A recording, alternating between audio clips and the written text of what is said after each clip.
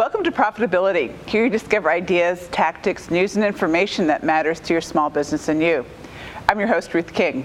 Thank you for joining us. Here is how we will help your business and you today. Content is king. It doesn't matter whether you're a service business or sell products. What you put on your website or in your communications to your employees and customers is really important. My guest today, Rebecca Lieb, has written the book on content, which she calls the atomic particle of marketing. Rebecca, welcome to Profitability. Ruth, it's a pleasure to be here. Hello. Great to have you. Now, curiosity, because I'm sure the question is going to come up, why is content the atomic particle of marketing? Without content, there is no marketing. Obviously there's content marketing, a phrase more and more people have become familiar with. But I think content spills into other channels and other media as well. If we didn't have content on Facebook, we wouldn't have anything on our news feeds. Even in advertising, content is called creative because it's more expensive, so it needs a more fancy word. But all those squares, all those rectangles, all those video and TV spots, they would be, the proverbial snowman in a blizzard if we didn't have content to populate our communications and our messaging. So no content, no marketing. Simple as that. So no content, no ads either, right? Exactly. But also no communications with your customers, sure. No social profile, no dialogue, no nothing. All right, cool. All right. And actually one of the reasons content is in the ascendant is it's replacing advertising to a very large extent. We can get to that later. We will get to that later. All right, in the book you start talking about the difference between content marketing and content strategy. So let's talk a little bit about the difference. Now, I don't expect you to go through all the details that were in the book, but give us the highlights. Sure. It just bugs me that these two phrases are used interchangeably. Content marketing is the tactic. Content strategy is the strategic underpinning. Content strategy answers the why question. Why are we creating content? Who are we creating it for? What's the messaging going to be? Who do we want to impact? Is it our customers, our prospects? Is it our ecosystem of partners and vendors, even our potential employees? And then strategy is determining how that newsroom or film studio is going to work. What's going to keep the buses running on time and the content happening and quality controlled and checked and published and monitored. So that's all the strategy. And then content marketing is the implementation of that strategy. And I just try and get my clients to understand the difference between just getting content out there and the whys and wherefores of why they should be doing it in the first place. Well, and that's a really good question because a lot of people just think, let me just put anything out there, and it's kind of like throwing spaghetti against the wall and seeing whether it sticks. Yeah, and we've all been in that situation where somebody started, say, the newsletter. This goes back way before digital marketing. God, yeah. And that first issue is sensational, and then you've kind of blown all your content, and then it's time for the second issue, and everybody sits around and goes, "Oy, now what do we put in here?" So it's creating that system like newspapers. I'm a New Yorker. On Monday, the New York Times is sports. On Tuesday, it's food. On Wednesday, it's home. It's developing systems and procedures like that so that you'll always have the content you can plan and you don't run into that hair on fire. Oh my gosh, we've got to create more content. I need it now. Yeah. True. All right, so we're going to talk a little bit about strategy because you make that very clear in the book. Strategy comes first, right? And you start with an internal audit. So, I'm a small business owner. What do I do for an internal audit? You take a look at your site and all of your content assets in a very, very, very granular way. I've got a 50-point diagnostic. Is the content good? Is it timely? Is it outdated? Is it optimized for search? Could you be using better words and terms? How does it stack up against the content that your competitors are using? Are there gaps? Is it maybe not proofread properly? That could indicate, maybe we need to get a copy editor in on the process. Are you reusing content properly? Maybe you've got a marvelous PowerPoint. Are you taking the time to break that PowerPoint into perhaps a blog post, a YouTube video? I'm not saying you have to. I'm saying it's possible. So you really can't know where you go until you know where you are. And a content audit is going to help benchmark that. And I recommend to my clients that they do this at least twice a year, if not once a quarter, so they know what's working and what's not working. Simple as that. The thing also that you talk about also is about content ownership. You talk about who owns the content. Do you own it? Are you using it from, basically with permission from other people and all those sort of things too? Exactly. And a maintenance program is very, very important. Maybe you've licensed a photograph from one of the photography services, and that license is out of date. And now that photo or that image is up on your site and it's illegal. So what is your process for getting back in there and cleaning it up and making sure that maybe your event page says your next event is 2 years ago? This happens all the time. All the time. I'm not kidding. Warts and all. So this identifies, I'm not just trying to do a gotcha with a content audit. It identifies opportunities and it identifies gaps. Right.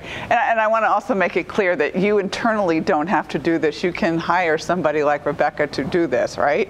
Absolutely. And sometimes it's better to have an objective pair of eyes and ears on that content rather than the people who created it. It's a matter of seeing the forest for the trees. Yep, absolutely. All right, so let's talk a little bit. There was a really cool diagram in the book called the Customer Persona Map. And I want to talk through that and the 4 quadrants and everything along those lines. So take us through experts and customers and fans and employees. So content can reach a lot of different constituents. The number one that everybody thinks about is customers and prospects. All of us want to sell stuff. But there are influencers that you're trying to reach with your content. I've got one really fantastic case study of a brand who worked with influencers, talked to them about product attributes, got influencers to write and blog about their product. I can't name the company, unfortunately. But then they calculated the value of influencers talking about that product and realized they were getting more media value with influencers talking about their product than they would had they actually paid for advertising. And of course, the effort and the expense of doing this was at a fraction of the cost of actually buying that advertising. You also want to get other constituents involved, like getting word of mouth marketing involved with content, giving people something to talk about to their friends, to their family, because we know that people take the recommendations of peers more seriously than the recommendations of companies. So content is that fodder that can ripple out like the streams of a pond and create conversations and ideas. It can educate, it can entertain, it can be functional, but it gets that conversation going. It's part of communications, not just advertising and marketing. Okay, so let's talk a little bit about the influencers. How do we find influencers? Are they just people who are like raving fans for our products? Who are these people? Unfortunately, I can do that cop-out answer, which is it depends, because it does depend. It depends who and what you want to influence. There are software platforms that can help you identify the influencers in a given field. There's your own knowledge. Who are the experts in your field? Who are the people who write about what it is that you do? Who are the people that other people listen to? So in marketing, Seth Godin is probably somebody a lot of your listeners are familiar with. Getting Seth to talk about your stuff is maybe a little bit better. Just as in PR, you want the New York Times to write about your product or service, hopefully in a favorable way. So content can be a way of reaching these people, of sparking their interest, beginning a conversation, and perhaps even fostering a working relationship to bring attention onto your company. Very often you've got internal influencers as a company. Maybe it's your research department. Maybe your CEO is an expert or an articulate speaker. So it's creating that level of expertise and then shining a light on it through publishing, through broadcasting. Got it. All right. Now, Why are employees, I mean, most of us forget about our employees, unfortunately, when we're doing things that are quote unquote content related. What are some of the experiences you've had where employees have actually helped?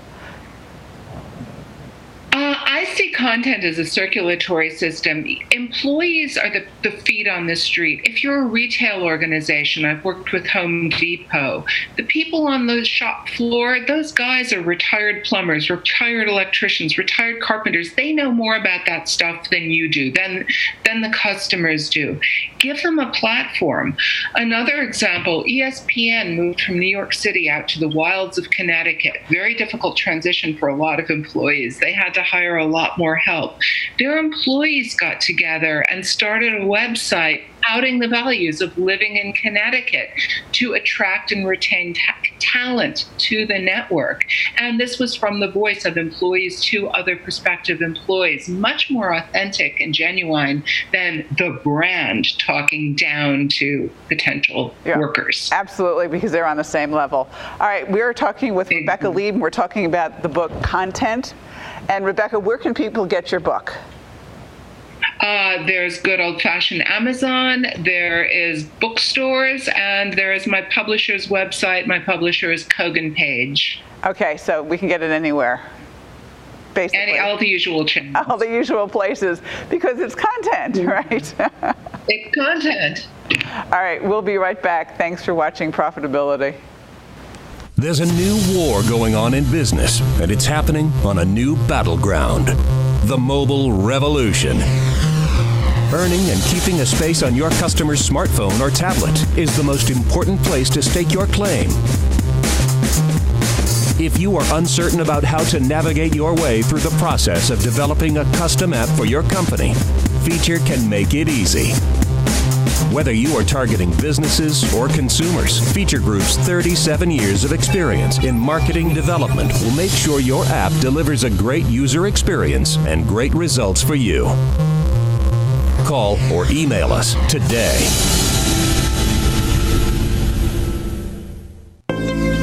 In the 10,000-year history of the marketplace, this has never happened before. The age of the customer is subducting age of the seller.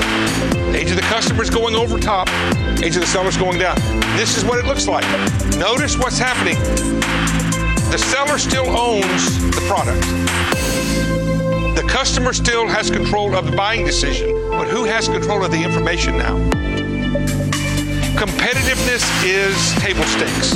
It's not the corner of the realm anymore. It's understood. It's a commodity, being competitive. But relevance, that's different. Being relevant trumps being competitive. It's okay to fall in love with what you do. It's not okay to fall in love with how you do it.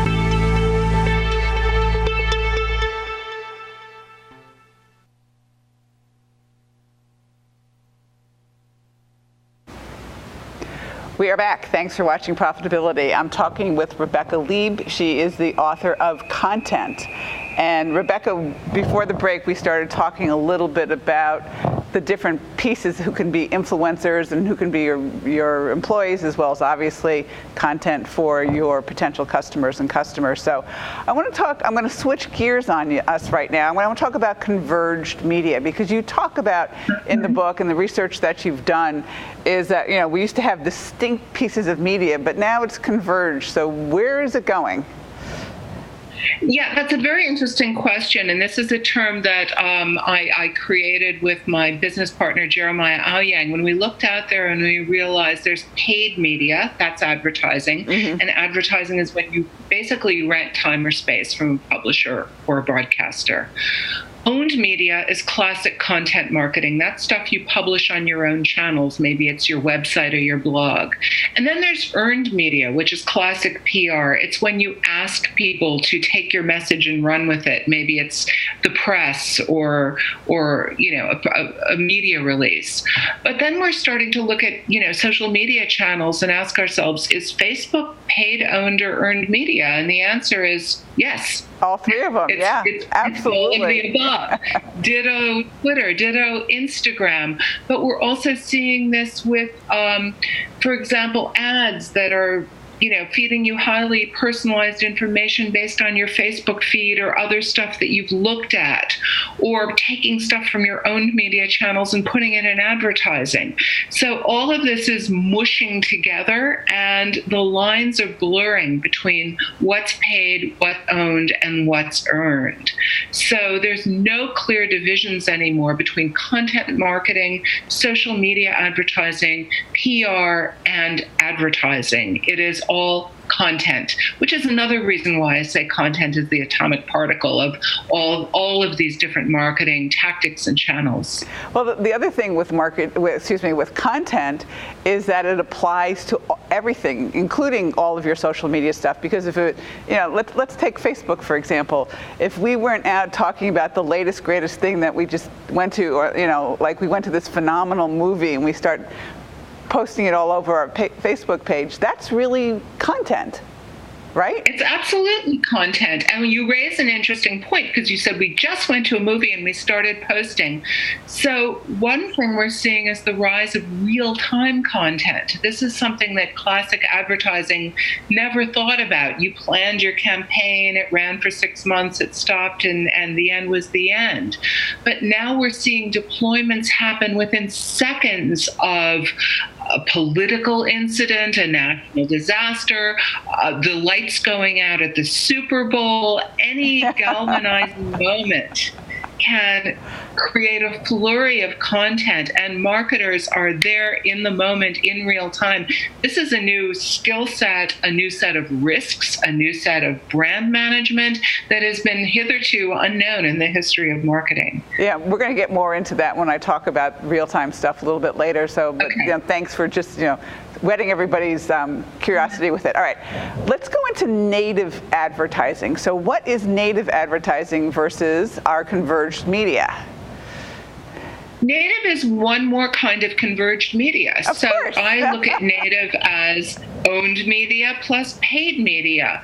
In the olden days, native advertising was an advertorial, right? When you wrote an article, inserted it into the newspaper, and they said, this is a paid advertisement at the top of the page. The reason it's called native, however, in digital media is that was the term, it was actually coined by VC Fred Wilson for paid advertising on platforms like Twitter.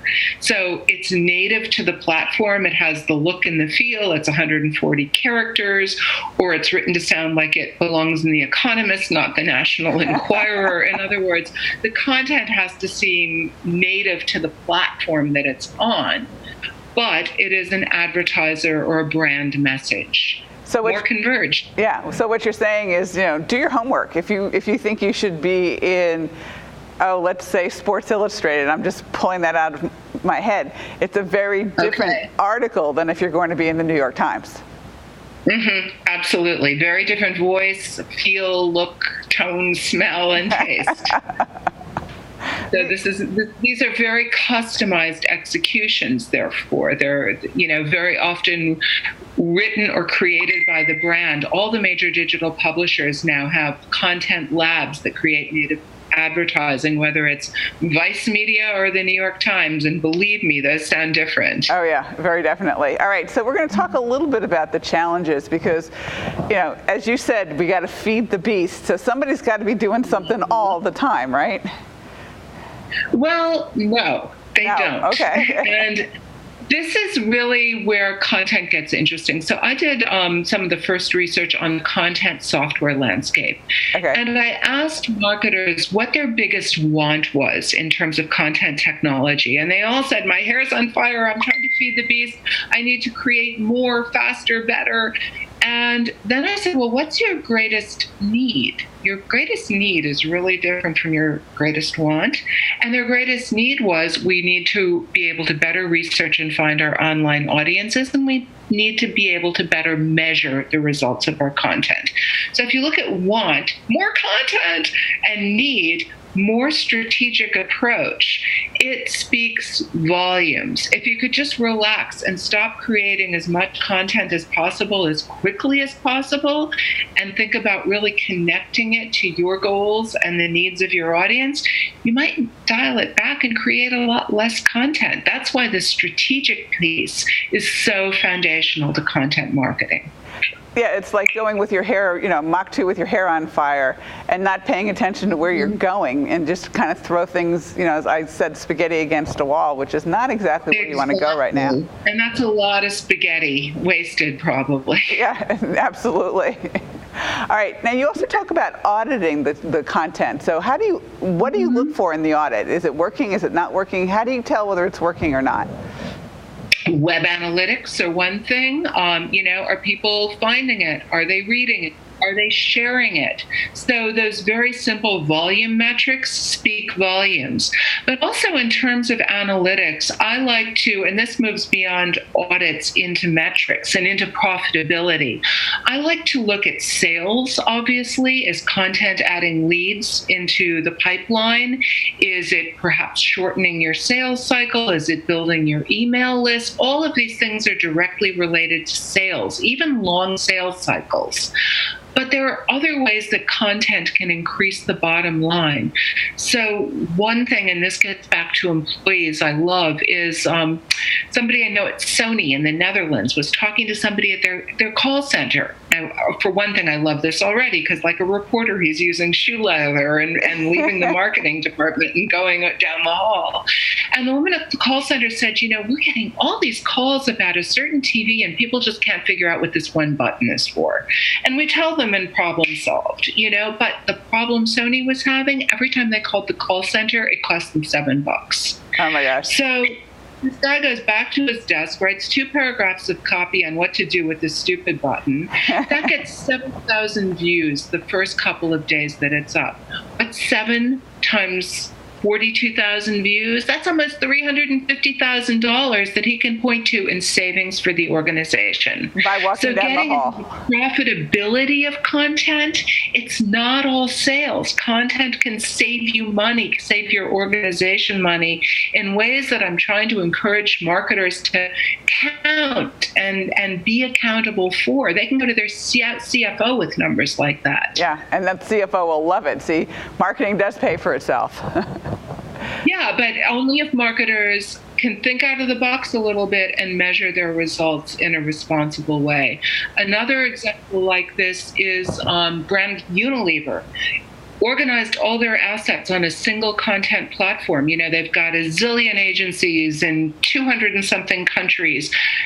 But by unifying the brand assets of just 3 brands, they saved over $1 billion the first year in not having to reapprove creative, in not having to reshoot the product, in having approved stuff that just went out globally and everybody could use it and not scurry around with their hair on fire creating more content, like more hero shots of the soup package. Yep, absolutely. All right, the last thing I want to talk about, as you alluded to before, is actually real-time marketing. And I alluded to it to saying, I just went to this great movie and I started posting it on Facebook. That's one example, but give me some others, where people get involved with real-time marketing. Oh, gosh, there's so many examples of brands aligning around the Super Bowl. So the real, the one that everybody knows is when the lights went out a couple years at the Super Bowl and Oreo posted, "You can't dunk in the dark." And that went, even though it doesn't really mean anything, if you think about it, it means like nothing. It went mega viral. It got oceans of ink. Tons of articles written about it because it went out at that exact moment and captured the attention of the world. Yeah. But other companies are taking advantage of real-time marketing, and they're also being victimized or pilloried when real-time things happen, like United breaks guitars. A musician posted a video of United throwing his guitar around like a football. So organizations need a game plan, both to post in real time and to respond in real time. And this is a very, very new skill for companies. They have to work carefully with brand, with legal. Marketing has to be given guardrails and leeway. This doesn't just happen by itself and, left untethered, there's obvious potential for it to go wrong. Another great example is I remember when the Boston Marathon, when that bomb went off, a lot of brands were going to post marketing and ads around that event, the marathon. It's a very happy, very upbeat event. A lot of smart brands were monitoring the marathon in real time, and as soon as they heard there was a disaster, they pulled their advertising. This is a heroic act that you're not going to hear about in the media, but it's also a form of real-time marketing that saved their butts and saved the brands a lot of embarrassment because they were conscious of what was going on and what the zeitgeist was. Absolutely. Rebecca Lieb, this is your book, Content, and we can get it anywhere that Amazon bookstores. Content is sold. And I appreciate you being with us today, and thanks for your time. Ruth, it's been my pleasure. Thanks for having me. And we'll be right back with your business tip of the day. Thanks for watching Profitability. Want to grow your business profitably? Want to learn from other business owners in a safe environment? Want a leg up on your competition? Join our mastermind program. Get and implement an easy step-by-step plan to take your business to the next level. Collaborate with fellow business owners. You help them, and they help you. Go to the Profitability Revolution Paradigm membership page and click on Platinum Membership to join. Your mastermind group is one of the secrets to profitable business growth. Join today. Making lifelong changes is never easy, but what if we told you that you could live a healthier, happier, more fulfilling life in just 6 weeks or less? The ultimate guide to your limitless potential, the Be Better Now Toolkit by life coach Lisa Grundman, is the key to positively transforming your life. Learn new ways to overcome obstacles, release negative attitudes, and establish new patterns of thinking and being. For more information on how you can receive your toolkit for success, visit yourlimitlesspotential.com. Do you have thousands of Facebook likes and thousands of LinkedIn connections? Do you know how to monetize those likes and connections? We at Social Centered Selling do. Call us at 404-647-4925 or visit us at www.scs-connect.com. Schedule your appointment to create your social media sales plan that makes money. Social Centered Selling. Connect, collaborate, close. Before you hire your next employee, get a background check from Southern Background Services. Your background screening and drug testing is critical to make sure you are hiring the right employees. Smarter solutions, better screening, Southern style.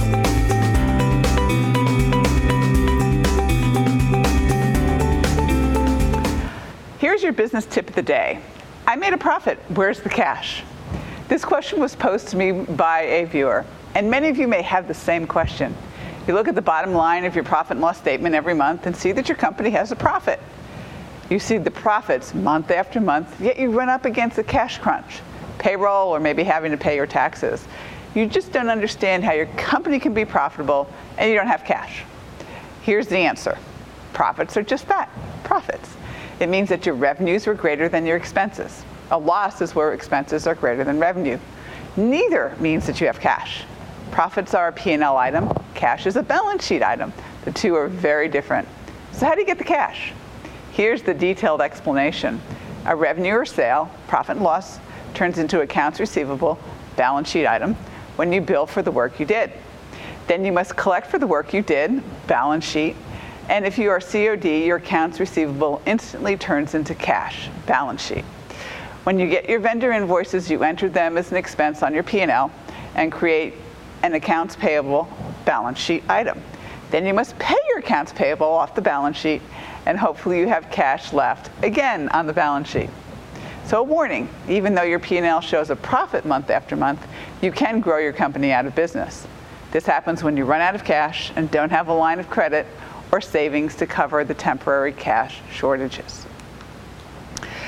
If you have a tip of the day that you'd like to share or just a question, call me at 770-729-8000. Email is rking@profitabilityrevolution.com. My Twitter handle is @RuthKing. LinkedIn is RuthKing1. And Facebook is Profitability Revolution Paradigm.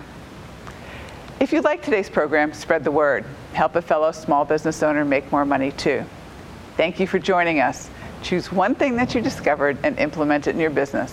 These ideas, tactics, and strategies help you make more money, have more free time, and give back.